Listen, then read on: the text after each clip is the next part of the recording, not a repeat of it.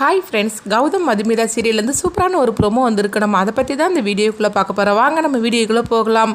கௌதம் ஆஃபீஸுக்கு போகக்கூடாது, நம்ம மதுமிதா பக்கத்திலேயே இருக்கணும் அப்படின்னு சொல்லிட்டு ஒரு முடிவு எடுக்கிறாங்க. அதனால அவங்க கீழே விழுந்த மாதிரிக்கு அவங்க ஒரு நாடகத்தை போடுறாங்க. இந்த நாடகத்தை மதுமிதாவை மீறுதாங்க. ஆனால் சந்தோஷ் கண்டுபிடிச்சிருந்தாங்க. நண்பா, நீ பொய் தானே சொல்கிற அப்படிங்கும்போது, என்னது நான் பொய் சொல்கிறேன்னு உனக்கு எப்படி தெரியும் அப்படிங்கும்போது, உன் முகத்தை பார்த்தாலே தெரியாதா என்ன மதுமிதா பக்கத்தில் இருக்கணும்னு சொல்லி நான் ஆசைப்பட்டு தானே இந்த மாதிரிலாம் பண்ணியிருக்கிறேன் அப்படிங்கும்போது, அப்போ கௌதமும் அசடு வழிஞ்சு சிரிக்க ஆரம்பிச்சிருந்தாங்க.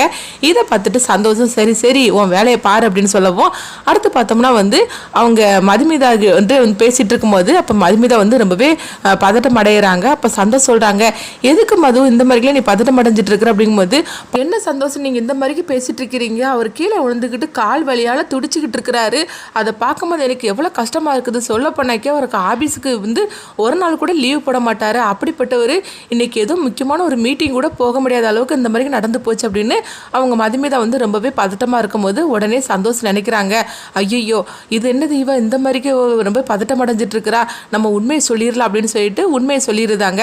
கௌதம் சும்மா நாள் நடிச்சிட்டு இருக்கிறான், சொல்ல பொண்ணைக்கும் உன் பக்கத்தில் இருக்கிறதுக்காக தான் இந்த மாதிரி நடிக்கிறா அப்படிங்கும்போது, அப்போ மதுமிதா நம்ப மாட்டேங்கிறாங்க. நீ கொஞ்சம் ஒளிஞ்சிரு அப்படின்னு சொல்லிட்டு ஒரு லட்டை கொண்டு கொடுக்குறாங்க. அப்போ இந்த லட்டை அங்கே வச்சுட்டு வந்துருந்தாங்க சந்தோஷ். அப்போ பார்க்கும்போது கௌதம் எந்திரிச்சு போய் அந்த லட்டை எடுத்து அவங்க சாப்பிடுதாங்க. இதை பார்த்ததுமே மதுமிதா உண்மையை புரிஞ்சுக்கிட்டுதாங்க. என்னது இவர் இப்போ பொய் தான் சொல்லியிருக்காரு அப்படிங்கும்போது, அதை தானே சிஸ்டர் நானும் சொல்கிறேன் அப்படிங்கிறாங்க. சரி சரி இந்த உண்மையை நான் மட்டும் சொன்னேன்னு அவன்கிட்ட சொல்லிடாதீங்க, அவ்வளோதான் என் தோலை உரிச்சு போடுவான், சரி நான் கிளம்புறேன் அப்படின்னு சொல்லிட்டு சந்தோஷங்கிறது கிளம்பி போயிருந்தாங்க. அதுக்கப்புறம் பார்த்தோம்னா மதுமிதாவும் அந்த ட்ராமா கண்டினியூ பண்ண ஆரம்பிச்சிருந்தாங்க. கௌதம் பார்க்கணும் மதுமிதா பக்கத்தில், ஐயோ என் கால் வலிக்குது, என்னால் நடக்கவே முடியல, நான் அப்படி அப்படின்னு அவங்களும் ட்ராமா போட்டுட்டு இருக்கிறாங்க. மதுக்கு உண்மை தெரிஞ்சாலும் அது தெரியாத மாதிரியே அவங்களும் கண்டினியூ பண்ணிட்டு இருக்கிறாங்க. ஐயோ நீங்கள் எவ்வளோ கஷ்டப்படுதீங்க கால் வலியால் அப்படிங்கும்போது, ஆமாம் மது எனக்கு ரொம்ப கால் வலிக்குது அப்படிங்கிறாங்க.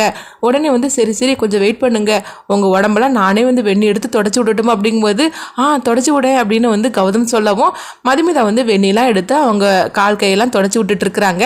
இதை பார்த்தோம்னா அபிஷேக்கும் உங்கள் மாமாவும் பார்த்துட்டு அதிர்ச்சி அடைகிறாங்க. இது என்னது நடக்குது மாப்பிள்ள இங்கே அப்படின்னு சொல்லிட்டு பார்க்கும்போது, ஆமாம் கௌதமும் மதுமிதாவும் ரொம்ப நெருக்கமாக இருந்துட்டு இருக்கிறாங்க, இது நடக்கக்கூடாது அப்படின்னு சொல்லிக்கிட்டு அவங்க ரெண்டு பேருமே அதிர்ச்சி அடைகிறாங்க. இதுக்கு நான் சீக்கிரத்தில் ஒரு முற்றுப்புள்ளி வைக்கிறேன் அப்படின்னு அபிஷேக் அங்கேருந்து கிளம்பி போகவும், இங்கே பார்த்தோம்னா கௌதம் ரொம்பவே சந்தோஷப்பட்டுட்டு இருக்கிறாங்க.